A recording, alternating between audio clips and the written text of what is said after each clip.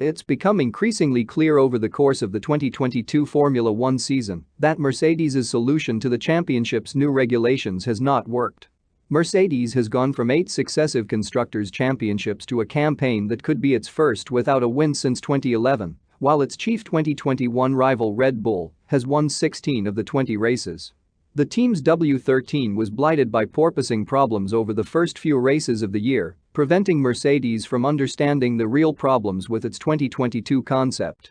And it seems though the Silver Arrows are going to have to do a massive change to its 2023 car if they are to compete for championships again. Want to know what the Brackley-based squad is doing to get back to winning ways next season? Better stick till the end of this video. Mercedes has brought a consistent stream of upgrades to try and improve the pace of the W13, with the latest development a new front wing that it debuted at last weekend's Mexican Grand Prix after tweaks to make it legal.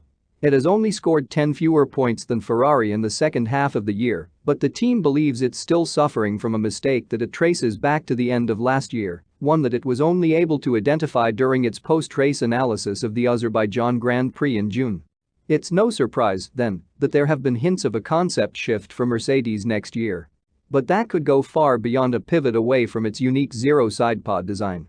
I think the DNA of the car is going to change for next year, that's clear, Mercedes team boss Toto Wolff said. It doesn't necessarily mean that the bodywork is going to look very different. But certainly, what is part of the DNA of the car will change for next year. This is potentially a change that goes far beyond the sidepod concept and instead covers the underlying architecture of the car. Its suspension and underfloor. Mercedes' fundamental problem in 2022 has been its rear suspension setup, which prevents the team from being able to run the W13 at the optimal ride height without the bouncing problems that rattled its drivers to the point of back and chest pains earlier in the season. Mercedes has chosen its path for 2023 with the hope it can return to F1's title fight and get on par with Red Bull and Ferrari, which both usurped it this year.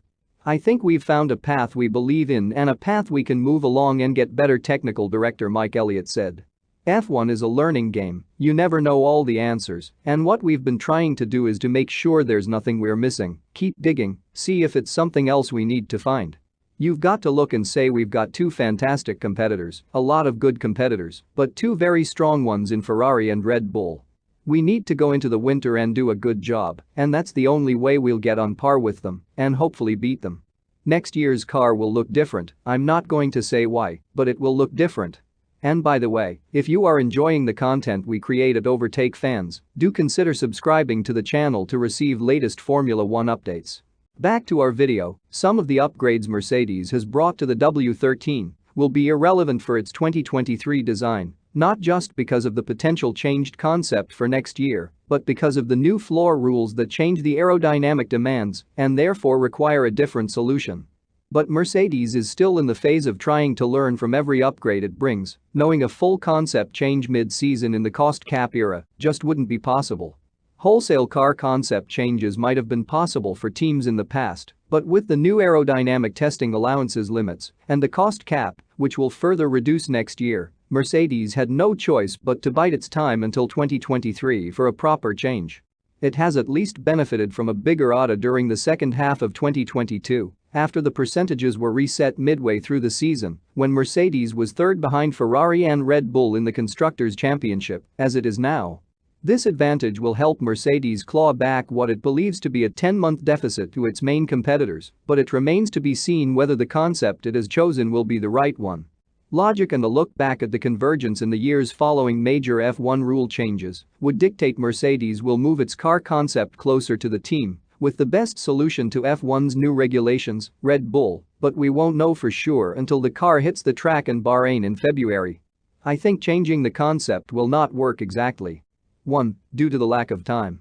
I mean, the winter break is a short time, it will fly by very soon. Second, the budget cap, it's restraining development, so the Silver Arrows are not able to throw everything at their car. Therefore, a conservative approach, remaining with the current concept but rectifying the decision-related issue they made on the start of this season, will be the best option for Mercedes, and if they can get that right, I am sure they will be far ahead of its competition. But fundamental changes might be inevitable.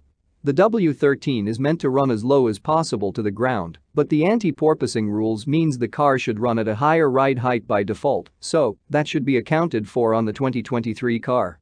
But what are your thoughts, guys?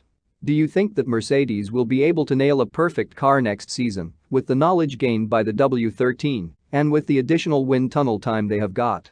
Or will they still lag behind Red Bull and Ferrari? Let us know in the comments section below. Want to know if Mercedes is a long way back in terms of car development? Watch the video link shown on your screen now.